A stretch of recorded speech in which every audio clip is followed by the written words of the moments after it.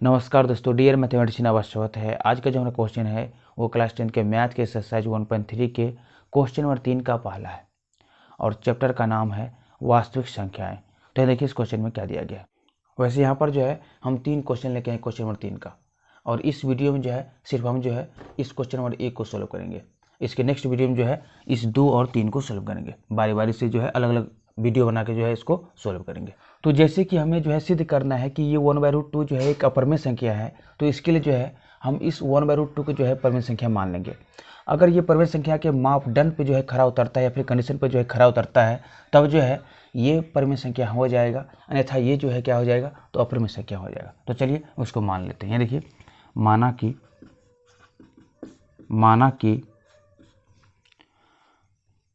1/√2 एक परिमेय संख्या है, परिमेय संख्या है।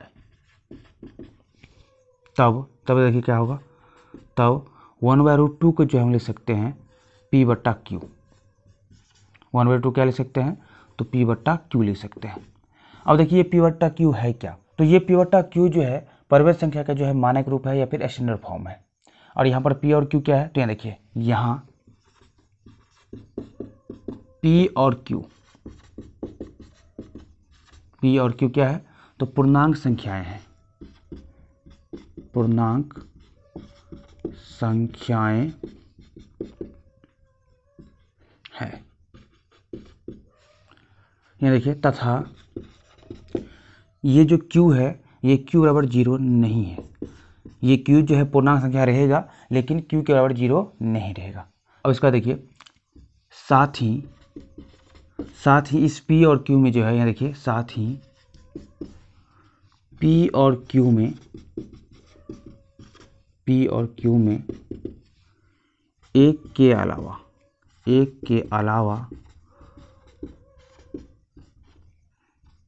कोई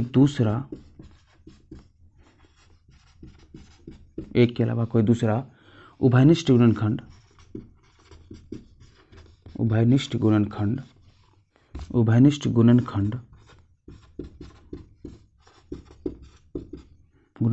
नहीं है। यहाँ देखिए, यहाँ पर लिखे हैं कि यहाँ P और Q पूर्णांक संख्या है तथा Q बराबर नहीं है 0 का। साथ ही इस P और Q में जो है एक के अलावा जो है कोई दूसरा उभयनिष्ठ गुणनखंड नहीं है। तो इसका कहने का मतलब ये हुआ कि इस P और Q में जो है सिर्फ एक है, उभयनिष्ठ गुणनखंड क्या है, तो एक है। यहाँ देखिए, P गुने 1 है बट्टा Q गुने 1 है, उसके अलावा जो है कोई दूसरा उभयनिष्ठ गुणनखंड नहीं है। तो इसको जो मिटा लेते हैं। अब चलिए इसके बाद जो है आगे बढ़ते हैं। यहाँ देखिए, तो यहाँ पर जो है इसको क्या लिख सकते हैं, तो Q बराबर √2P। अब इसके बाद जो क्या करते हैं, तो दोनों तरफ जो है वर्क कर लेते हैं। तो देखिए, अब दोनों तरफ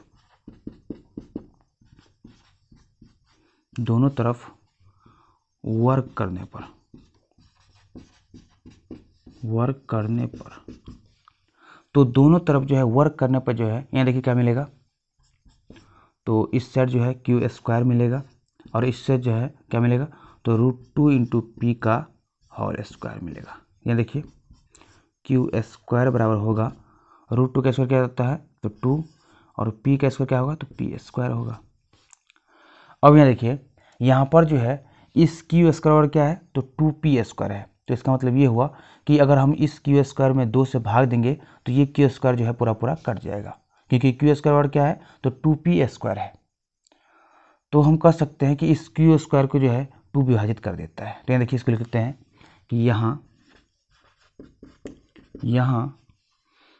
2Q² को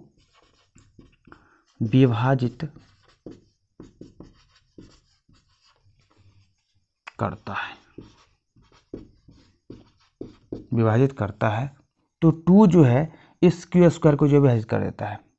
तो इसका मतलब ये हुआ कि ये 2 जो है Q को भी जो है विभाजित करेगा। ये जो है एक थ्योरम है कि अगर कोई संख्या जो है किसी संख्या को स्क्वायर को विभाजित कर देता है, तो वो संख्या जो है उस संख्या को भी जो विभाजित करेगा। जैसे कि मान लेते हैं कि कोई संख्या x² है, अगर इसको जो है 2 विभाजित कर देता है तो इस x को भी जो है 2 विभाजित कर देगा। ये जो है एक प्रमेय है या फिर थ्योरम है। तो इसको जो मिटा लेते हैं, तो यहाँ पर जो लिख लेते हैं कि इसीलिए 2q को भी विभाजित करेगा,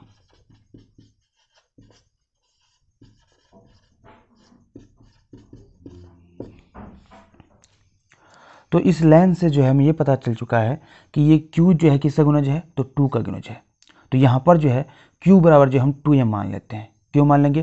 क्योंकि q जो है 2 का गुणज है, तो इसीलिए जो है यहाँ पर हम q बराबर जो है 2m मानेंगे। तो ये देखिए, फिर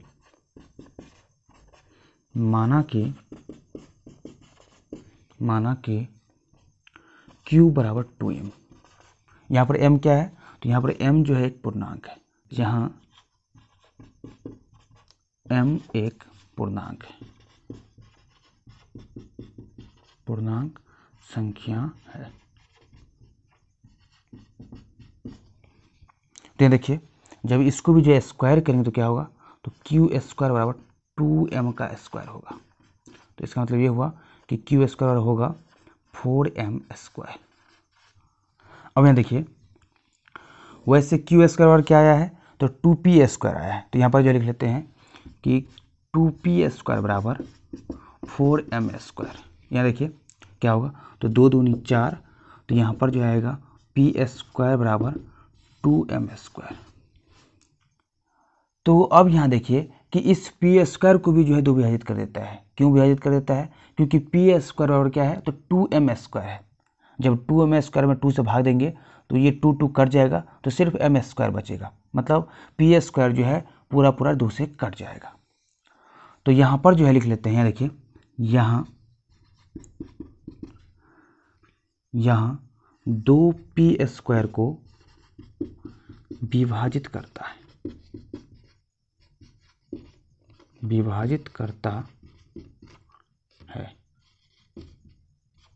इसीलिए अब देखिए, इसीलिए 2p को विभाजित करेगा, विभाजित करेगा।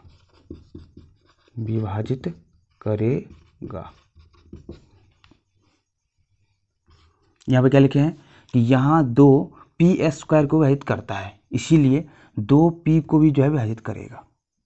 तो ये जो एक प्रमेय है। तो यहाँ पर एक चीज़ देखिए कि ये p भी जो है क्या है, तो 2 का गुणज है। जैसे यहाँ पर q जो है 2 का गुणज था, उसी तरह से जो है ये p भी क्या है, तो 2 का गुणज है। तो इसका मतलब ये हुआ कि p और q के पास जो है उभयनिष्ठ गुणनखंड है, क्योंकि p और q जो है 2 का गुणज है।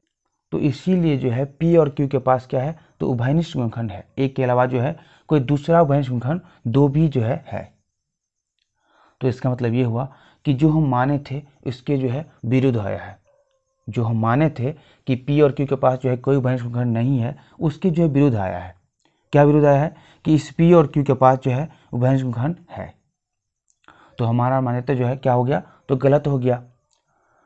तो जब हमारा मान्यता गलत हो गया है, तो जो हम माने हैं कि 1/2 एक प्रमेय संख्या है, ये भी जो है गलत हो गया। अर्थात ये हुआ कि ये 1/2 जो है क्या है, तो एक अप्रमेय संख्या है। तो इसको जो है यहाँ पर हम लोग लिख लेंगे। यहाँ देखिए, तो इसको जो है यहाँ पर हम 1 मान लेते हैं और इसको 2 मान लेते हैं सुविधा के लिए। तो यहाँ पर लिखते हैं कि यहाँ 1 और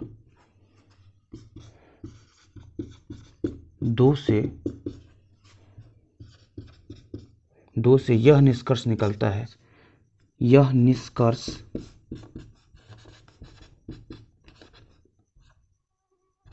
निकलता है कि P और Q में 2 उभयनिष्ठ गुणनखंड है, उभयनिष्ठ गुणनखंड है।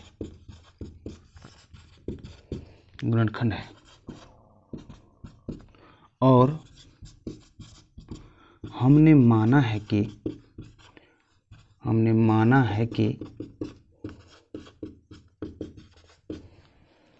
P और Q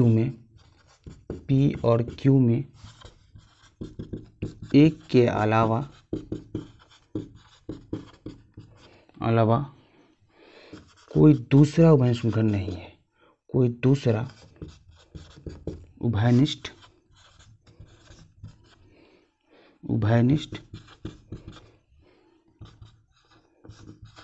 गुणनखंड नहीं है,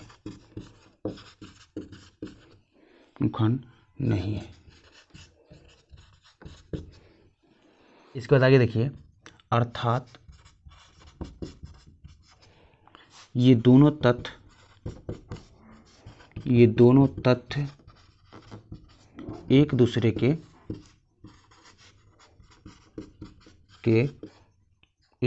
के विरुद्ध है,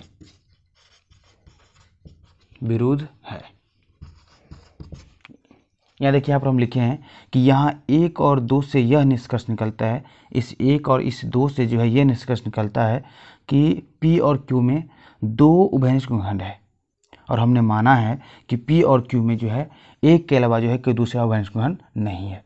तो जो हम माने हैं उसके जो है विरुद्ध आ रहा है, ये तथ्य क्या है तो विरुद्ध है। तो अर्थात यहाँ पे लिखे हैं कि ये दोनों तथ्य एक दूसरे के क्या है तो विरुद्ध है। तो इसका मतलब ये हुआ कि जो हम माने हैं कि 1/2 एक परिमेय संख्या है वो जो है गलत है, ये जो है परिमेय संख्या नहीं होगा, अर्थात ये जो है क्या होगा तो अपरिमेय संख्या होगा। तो इसको जो है लिख लेते हैं, यहाँ देखिए इसको जो है मिटा लेते हैं। यहाँ देखिए, अतः हमारी मान्यता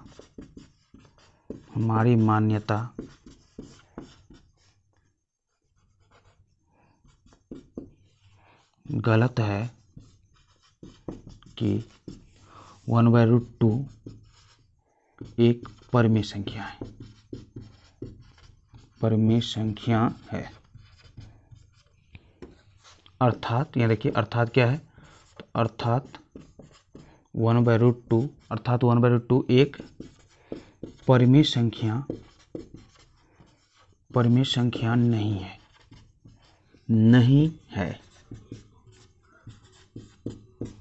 तो इसको जो है फाइनली हम लोग लिख सकते हैं, यहाँ देखिए, अतः 1/2 एक